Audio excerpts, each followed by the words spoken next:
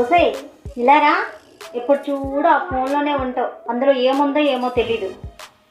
ఏం లేదు అత్తయ్య, అమ్మ ఫోన్ చేసింది, మాట్లాడుతున్నాను.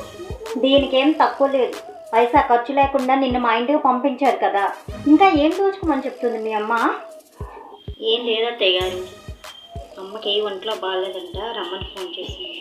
అబ్బో, నువ్వు వెళ్ళిపోతే ఇక్కడ పనులన్నీ ఎవరు చేస్తారు? ఏమి ఆవిడ గోడలు ఉందిగా, ఆవిడ చేస్తారులే.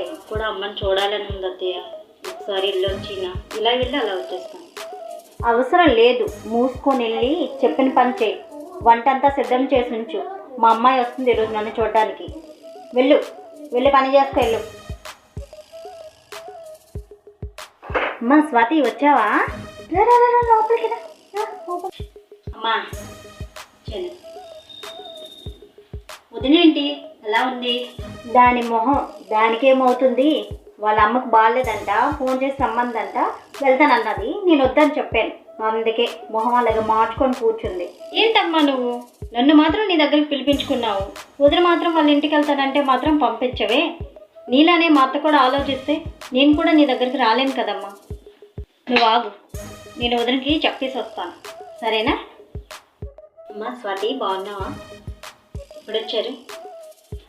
బాగున్నాను. సరే, అమ్మ ఇంటికి వెళ్ళాలని ఉందా? ఉంది, కానీ వెళ్ళడానికి అవ్వదు.